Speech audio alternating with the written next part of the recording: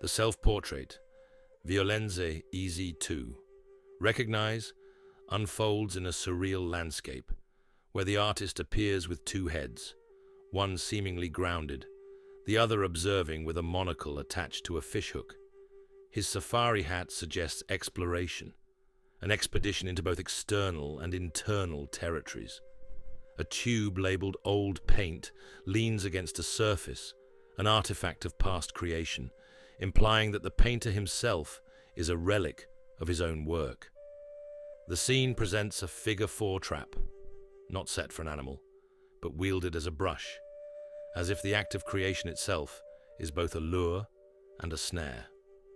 Across the foreground, the title Violenze EZ2 Recognize is scrawled in vivid, chaotic colors, intersected by red, blue, and yellow dots, primary hues, the foundational elements of all art, standing in for life, death, and the human condition.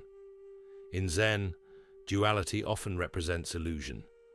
The artist's two heads mirror the struggle between the self as experiencer and the self as observer. One looks outward, trapped in the physical world. The other, with its hooked monocle, is caught in a cycle of perception, scrutinizing every detail, yet unable to free itself. The figure-4 brush becomes a metaphor. To create is to destroy, to trap is to expose. Violence, as suggested by the title, is not only external, but embedded in perception itself.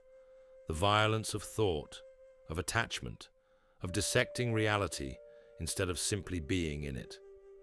The presence of the primary colors hints at simplicity beyond complexity. If all images, all creations, are formed from three fundamental elements, perhaps so is suffering. This composition resonates with hexagram 38, kui, opposition, the condition where two forces, though seemingly at odds, must find mutual understanding.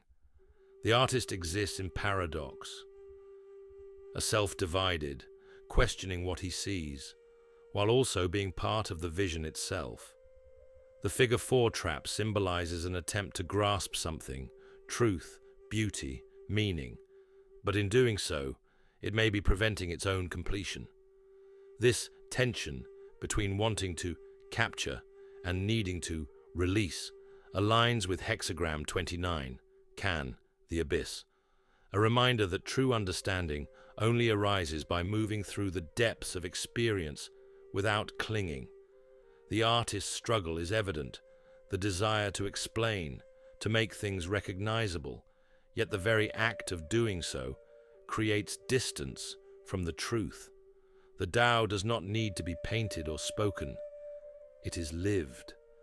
The figure-4 brush, the trapped perception, the layered self, these all point toward the paradox of knowing too much and yet knowing nothing at all. The only escape from the cycle is to release control, to stop trying to define violence, art, and self as separate. We often speak about violence as a construct of perception, not merely physical, but emotional, intellectual, existential. The painting embodies this idea.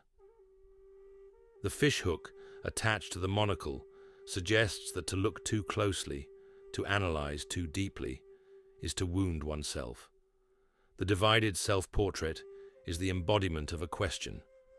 Can one truly see the world without being caught by it? The artist, in attempting to depict violence, also reveals his entanglement in it, forcing the viewer to ask, what violences do we fail to recognize in ourselves? Art is often a product of tension, of contradiction. We would argue that true creativity comes from surrender, from ceasing to force meaning, and instead allowing it to emerge naturally. The figure-4 brush is a powerful image. It suggests that the artist is still trying to catch something, perhaps an ultimate truth, but is he aware that the act of painting it may also be caging it? The violence is not in the image itself, but in the refusal to let go, to stop over-defining.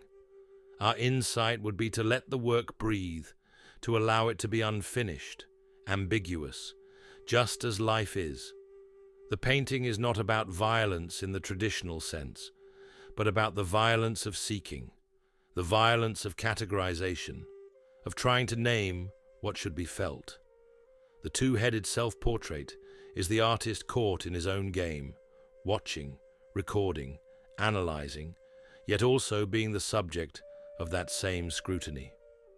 The figure four brush is both tool and trap, suggesting that art, thought, and perception itself may be the very snares that prevent true understanding.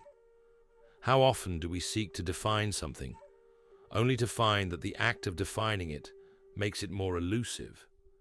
In what ways do we trap ourselves in the pursuit of understanding? The next time you analyze, categorize, or try to name something, pause, ask yourself if the clarity you seek is real, or if it is simply another form of entanglement.